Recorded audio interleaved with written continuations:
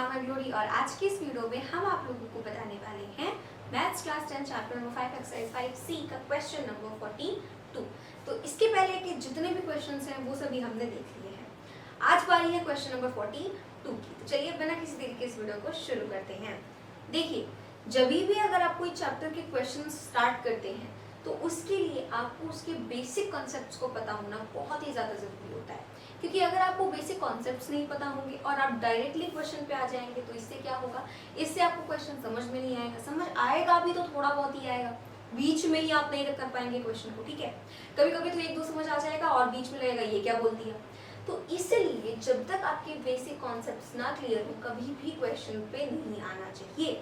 ठीक है, क्योंकि इससे क्या होगा, आपका कॉन्फिडेंस लूज होगा, आप किताब बंद करेंगे और चल लेंगे भैया हो चुका हमारा। लेकिन ऐसे हमें नहीं करना है। तो हम यहाँ पर क्या करने वाले हैं, हम यहाँ पर करेंगे अपना question number 42 with all the basic concepts, जिसमें अर्थमेटिक प्रोग्रेशन में क्या है, अर्थमेटिक प्रोग्रेशन में मुश्किल से 2 से 3 फॉर्मूला ही है। पहला क्या है, जनरल टर्म, और दूसरा है सम ऑफ द ए। बस इतना है ही पूरे अर्थमेटिक प्रोग्रेशन में। और हम आ चुके हैं अब हमारी वर्ड प्रॉब्लम्स पर। ठीक है, तो चलिए देखते हैं हमारा क्वेश्चन नंबर 42 क्या कहता है। क्वेश्चन नंबर 42 कहता है, in a school students decided to plant trees in and around the school to reduce air pollution। ये तो ऐसे ही राम कथा हो गई। ठीक है, हमें इससे कोई लेना देना नहीं है, कुछ मतलब ही नहीं है हमें इससे। ठीक है, केस स्टडीज में तो और खतरनाक राम कथा लेते हैं, पर इट्स ओके। कहा जा रहा है एक स्कूल में स्टूडेंट्स ने डिसाइड करा कि वो अपने स्कूल के चारों तरफ अंदर भी है ना क्या करेंगे, in and around trees plant करेंगे टू रिड्यूस एयर पोल्यूशन। अब यहाँ बोला जा रहा है, it was decided that the number of trees that each section of each class will plant will be double of the class in which they are studying। कितने बच्चों को यही नहीं समझ में आएगा कि ये क्या बोल रहे हैं। बहुत से मेजॉरिटी ऑफ द स्टूडेंट्स को समझ में आ गया होगा, पर इसका मतलब बहुत सारे बच्चों को नहीं भी समझ आया होगा। कहा जा रहा है कि ये डिसाइड किया गया कि जो जिस क्लास में पढ़ता है उसको उस क्लास के डबल ट्रीज क्या करने होंगे, प्लांट करने होंगे। इसका मतलब क्या हुआ, मान लीजिए आप पढ़ रहे हैं 10th में, तो आप कितने ट्रीज प्लांट करेंगे, 20। ठीक है, मतलब पूरी क्लास मिलकर के प्लांट करेगी, एक इंडिविजुअल स्टूडेंट की बात यहाँ पे नहीं हो रही है। ठीक है, यानी कि क्लास 10th के जितने भी स्टूडेंट्स हैं सब मिलकर के कितने ट्रीज प्लांट करेंगे, 20, बिकॉज वो 10th में पढ़ रहे हैं और उसका डबल हो जाएगा 20। सिमिलरली कोई 9th में है तो वो कितने प्लांट करेगा, 18। कोई 8 में है तो वो 16, कोई 7 में है तो 14, कोई 12th में है तो 24। ऐसे करके वो प्लांट करेगा। जो जिस क्लास में है उसको डबल प्लांट करना होगा उस क्लास के। If there are 1 to 12 classes in the school, है ना, नर्सरी प्रेप को छोड़ ही दिया। If there are 1 to 12 classes in the school and each class has 2 sections, यानी कि 1 से लेकर के 12 तक की क्लासेस हैं स्कूल में और हर क्लास के 2 सेक्शन हैं, यानी कि एक ए होगा एक बी होगा। ठीक है, अब क्या बोला जा रहा है, find how many trees were planted by students. अब आपको बताना है कितने ट्रीज प्लांट किए गए स्टूडेंट्स के द्वारा। कैसे निकालेंगे, लेट्स सपोज कोई बच्चा क्लास 1 में है, कोई बच्चा क्लास 1 में है, तो 1 का डबल क्या होगा, 1 का डबल होगा 2, राइट। 1 का डबल क्या हो जाएगा, 2। तो यानी कि क्लास 1 के 2 सेक्शन हो गए, एक हो गया ए और एक हो गया बी।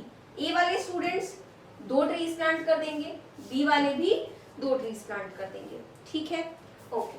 उसके बाद मान लीजिए कोई स्टूडेंट होगा क्लास 2 में, ऐसे नहीं लिखते हैं हम इसको, ऐसे लिखते हैं। अब कोई सेकंड क्लास में होगा, उसके भी 2 सेक्शन बोले जा रहे हैं ना, हर क्लास के 2 सेक्शन है, उसने वो कितने ट्रीज प्लांट करेगा, 2 का डबल 4। तो सेकंड ए प्लांट करेगी 4 ट्रीज, सेकंड बी भी प्लांट करेगी 4 ट्रीज। अब जितने स्टूडेंट्स थर्ड में हैं तो 3A के स्टूडेंट्स प्लांट करेंगे 6 ट्रीज, 3B के स्टूडेंट्स भी प्लांट करेंगे 6 ट्रीज। कोई 4th में है तो 4th A के स्टूडेंट्स प्लांट करेंगे 8 ट्रीज, 4th B के स्टूडेंट्स भी प्लांट करेंगे 8 ट्रीज। समझ आया। कोई 5 में है, जो स्टूडेंट्स 5 में है तो 5th A के स्टूडेंट्स प्लांट करेंगे 10 ट्रीज, 5th B के स्टूडेंट भी प्लांट करेंगे 10 ट्रीज। 6th में जो स्टूडेंट्स हैं तो 6A के स्टूडेंट्स प्लांट करेंगे 12 ट्रीज, 6B के स्टूडेंट भी प्लांट करेंगे 12 ट्रीज। सिमिलरली ये कहां तक चलेगा, सिमिलरली ऐसे चलता जाएगा, 6 तक हो गया, 7 8 9 10 11 12 तक। तो जो स्टूडेंट्स अब क्लास 12th में हैं तो 12th ए के स्टूडेंट्स प्लांट करेंगे 24 ट्रीज, सिमिलरली 12th बी के स्टूडेंट्स भी प्लांट करेंगे 24 ट्रीज। ठीक है, अब यहाँ पे हमें करना क्या है, how many trees were planted by students. अब आपको बताना है कितने ट्रीज प्लांट किए गए स्टूडेंट्स के द्वारा। तो कुल मिलाकर के अगर मैं सेक्शन ना देखूं, ठीक है, मान लीजिए मैंने सेक्शन हटा दिया, मैं सिर्फ क्लास फर्स्ट की बात करूं, यानी कि फर्स्ट अगर हम बोल रहे हैं इसका मतलब ए प्लस बी, हम दोनों की बात कर रहे हैं। ठीक है, तो क्लास फर्स्ट ने पूरा टोटल मिल करके दोनों सेक्शन में कितने ट्रीज प्लांट करे हैं, 4, तो यहाँ आ जाएगा 4। क्लास 2 ने कितने ट्रीज प्लांट करे हैं, 8। 3 ने कितने प्लांट करे हैं, 12। 4 ने 16 और 5th ने कितने प्लांट करे हैं, 20। 6th क्लास ने कितने प्लांट करे हैं, 24 एंड सिमिलरली आगे बढ़ता जाएगा और फिर हम आ जाएंगे क्लास 12th पे और 12th वालों ने कितने प्लांट करे हैं, 48 ट्रीज। अब आपको बताना है टोटल कितने ट्रीज प्लांट करे गए हैं। जब भी बात बोलते कि टोटल बता दो, पहले के इतने ट्रीज बता दो, ये बता दो, वो बता दो, तो आपके दिमाग में आ गया होगा। अब यहाँ पे जनरल टर्म का कोई यूज है नहीं, उस फॉर्मूले का यहाँ पे कोई भी यूज नहीं होना है। तो यहाँ पे किस फॉर्मूले का यूज होगा, सम ऑफ द एपी का यूज होगा। वेरी सिंपल, आपको बताना है टोटल कितने यहाँ पे प्लांट करे गए हैं ट्रीज। आपको इसके लिए क्या क्या पता होना चाहिए, अगर हम देखें आपको इसके लिए क्या क्या पता होना चाहिए। हमें पता है एसएन का फॉर्मूला क्या होता है, n/2 2a plus n-1 into d, ये होता है एसएन का फॉर्मूला। इसमें आपको n भी पता है, जी बिल्कुल पता है, a भी पता है, बिल्कुल पता है, d भी पता है, बिल्कुल पता है ना, सब कुछ आपको पता है। एसएन निकालना है, आराम से निकल जाएगा। बट अब यहाँ पे आता है एक ट्विस्ट। एग्जाम में अगर आपसे ऐसा क्वेश्चन आ जाए और आप डायरेक्टली आपने ये सारी आपकी कैलकुलेशंस कर ली अपनी, कैसे ऐसे ट्रीज प्लांट होंगे, एंड देन डायरेक्टली आपने एसएन का फॉर्मूला लगा दिया, तो वहां पे आपके 1 मार्क्स डिडक्ट हो जाएंगे। क्यों? क्योंकि ये फॉर्मूला होता है एपी के लिए और आपने ये तो बताया ही नहीं कि ये जो है सीरीज बन रही है वो एपी में है भी या फिर नहीं है। ये कोई रैंडम सीरीज भी तो हो सकती है, जरूरी है कि ये एपी हो? नहीं, ये जरूरी बिल्कुल भी नहीं है। तो इसको आपको पहले प्रूफ करना पड़ेगा कि ये एपी में है। अब इसको आप खुद से प्रूफ कर सकते हैं। कैसे? d1 निकाल लीजिए। d1 कैसे निकलेगा? d1 जब आप निकालेंगे तो 8 - 4 विल बी 4, ठीक है। d1 निकालेंगे तो क्या आ जाएगा? 8 - 4 विल बी 4। सिमिलरली d2 निकाल लेंगे, 12 - 8 विल बी आल्सो 4। d3 निकाल लेंगे, 16 - 12 विल बी 4। यानी कि d1 d2 d3 सारे कॉमन डिफरेंसेस सेम आ रहे हैं, मतलब हाँ ये सीरीज क्या है, एपी में है। ये आपको पहले क्लैरिफाई करना पड़ेगा एंड देन आप यहाँ पे एसएन का फॉर्मूला लगा सकते हैं, क्योंकि ये फॉर्मूला सिर्फ और सिर्फ एपी के लिए ही एप्लीकेबल होता है। अब इसके लिए एन क्या है? टोटल कितनी क्लासेस हैं? 12 क्लासेस हैं, तो नंबर ऑफ टर्म्स कितनी हो गई? 12। तो हम यहाँ पे 12/2 कर देंगे। ए मतलब फर्स्ट टर्म हमारी क्या है? 4। n-1 यानी कि 12 - 1 which will be 11।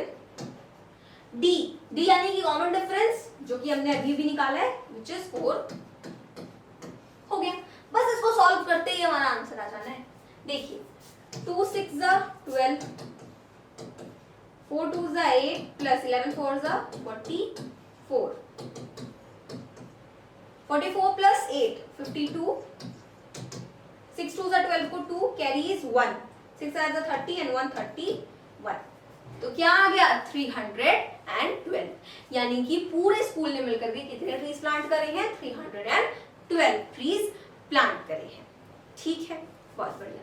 आगे बोला जा रहा है which value is shown in the question. तो ये बहुत सिंपल सी वैल्यू है कि हमें ट्रीज को कंजर्व करना चाहिए, ट्रीज को कट नहीं करना चाहिए, हमें जितना हो सकता है उतने ज्यादा ट्रीज प्लांट करने चाहिए, है ना। और जैसा कि हमें पता है कि किस तरीके का पोल्यूशन बढ़ रहा है, तो उसके लिए ट्रीज का होना बहुत ही ज्यादा इम्पोर्टेंट है। Okay, so this value was shown in the question. मिलते हैं अपने अगली वीडियो में, तब तक के लिए दोस्तों को मेरी तरफ से जय हिंद, जय भारत।